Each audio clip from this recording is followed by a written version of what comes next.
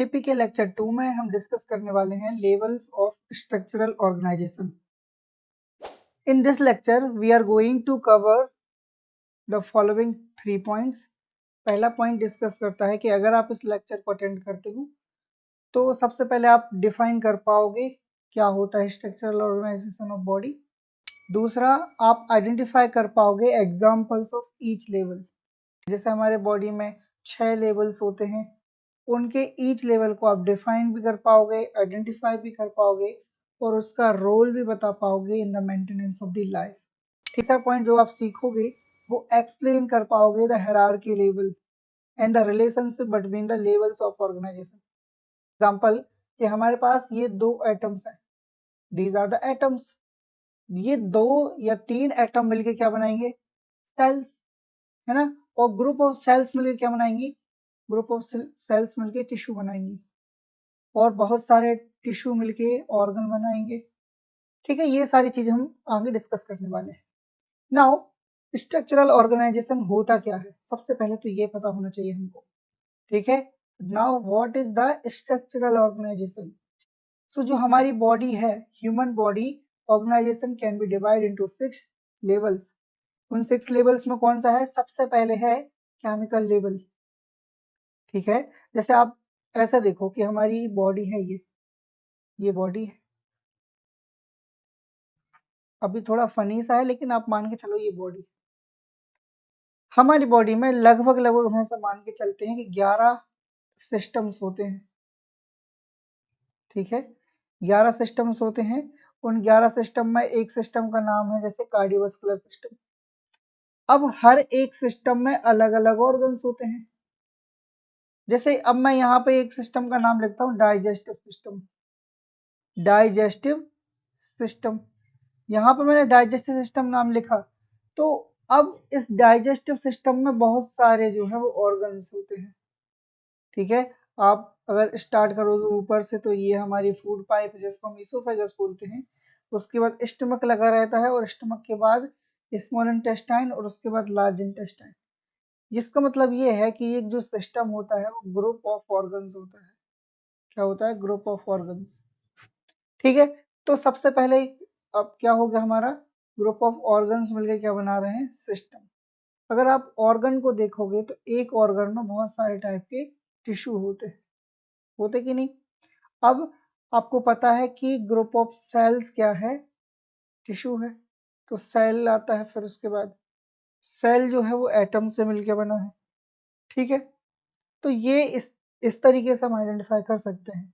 तो सबसे पहला जो हमारा है स्ट्रक्चरल ऑर्गेनाइजेशन, वो क्या है हमारा? Chemical level of organisation. क्या बोलेंगे हम? Chemical level of organisation. तो आप चाहें तो यहाँ पे ऐसा लिख सकते हो केमिकल लेवल ऑफ, है ना। तो पहला हमारा हो गया केमिकल। दूसरा जो है वो यहाँ पे बात कर रहा है सेल्यूलर लेवल। क्या बात कर रहा है? Cellular level. यहाँ पे ये सेल्यूलर लेवल। सो पहला हमारा हो गया केमिकल, दूसरा है सेल्यूलर लेवल, तीसरा है टिश्यू लेवल। देखो, एटम से मिलके सेल्स बने हैं, सेल से मिलके क्या बनेगा? टिश्यू, और टिश्यू से मिलके क्या बनेगा? ऑर्गन। तो फिर उसके बाद आएगा ऑर्गन लेवल ऑफ ऑर्गेनाइजेशन। फिर बहुत सारे ऑर्गन्स मिलके क्या बनाएंगे? Organ system. तो फिर ऑर्गन सिस्टम लेवल ऑर्गेनाइजेशन, और फिर ऑर्गेनाइजेशनल या ऑर्गेनिज्म वाला लेवल आएगा, जिससे कि मतलब पूरी बॉडी बनी होती है। तो आपको आई थिंक ये 6 चीजें समझ में आ गई होंगी। सबसे पहला क्या है? सबसे पहला हमारा एटम। दूसरा, एटम से मिलके सेल बने, बहुत सारे सेल से मिलके टिश्यू बने, टिश्यू से मिलके ऑर्गन्स बने, ऑर्गन से मिलके ऑर्गन सिस्टम बने, और ऑर्गन सिस्टम से मिलके हमारी बॉडी बनी। तो these are the 6 structural organisation levels.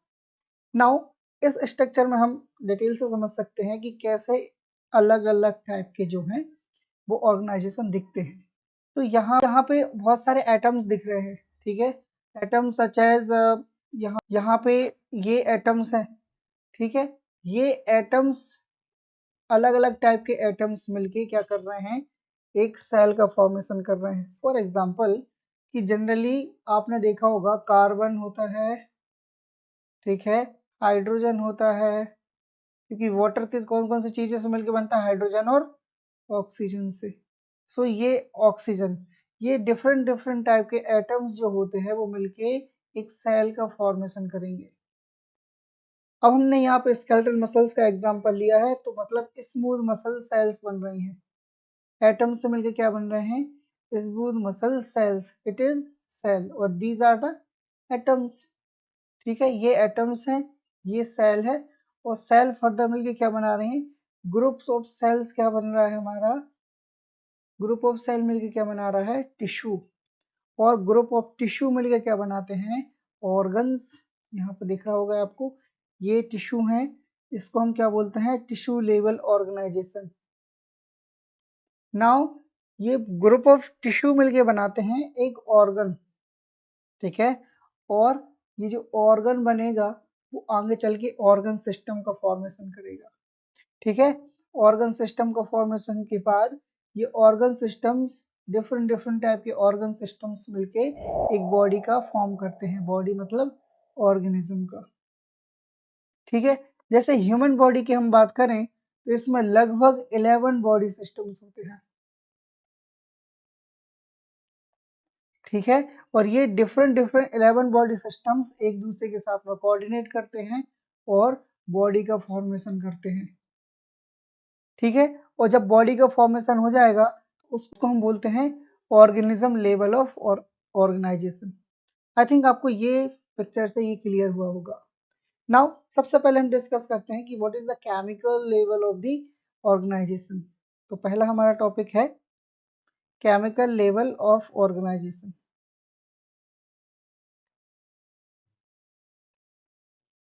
सो अब केमिकल लेवल की क्या बात होती है कि इसमें दो चीजें हमको याद रखनी है कि जैसे कार्बन है, कार्बन क्या है, एक एटम है, प्लस ऑक्सीजन है, और वाटर है। वाटर में भी दो चीजें हैं, एक है हाइड्रोजन और एक है ऑक्सीजन। ठीक है, ये सारी चीजें मिलके बहुत सारी चीजें बनाते हैं। जैसे कि आपने देखो, the chemical level the simplest level of organization है, पहली बात तो ये, और ये इंक्लूड करता है smallest unit of matter which is atoms, और उसमें भी कॉम्बिनेशन होते हैं। जैसे कि आपने देखा होगा कॉम्बिनेशन ऑफ एटम्स क्या है, वाटर, वाटर दो एटम्स का कॉम्बिनेशन है, हाइड्रोजन और ऑक्सीजन का। नाउ अगर हम इसके एग्जांपल्स देखें तो हाइड्रोजन है, ऑक्सीजन है और नाइट्रोजन है। अब नाइट्रोजन में इसलिए बोला है मैंने, अब नाइट्रोजन मैंने इसलिए बोला है कि नाइट्रोजन जो है उससे हमको प्रोटीन का फॉर्मेशन होता है। ठीक है, NH2, NH2 देखा होगा आपने ग्रुप, NH2 ग्रुप होता है नाइट्रोजन का, और उससे क्या बनता है, प्रोटीन बनता है, अमीनो एसिड्स बनते हैं। तो ये है केमिकल लेवल ऑफ ऑर्गेनाइजेशन। आपको इस पिक्चर से ये क्लियर हुआ होगा कि कैसे स्ट्रक्चरल ऑर्गेनाइजेशन काम करते हैं। नेक्स्ट वीडियो में हम नेक्स्ट टॉपिक की बात करेंगे जो कि होगा यूनिट 1 का चैप्टर नंबर 3, और जिसमें हम डिस्कस करने वाले होंगे कि कितने टाइप के बॉडी सिस्टम्स होते हैं हमारी बॉडी में। ठीक है, तो उनके बारे में हम ब्रीफ डिस्कशन करेंगे, उसका स्ट्रक्चर कैसा होता है और क्या फंक्शंस होते हैं। Thank you for having me, have a good day.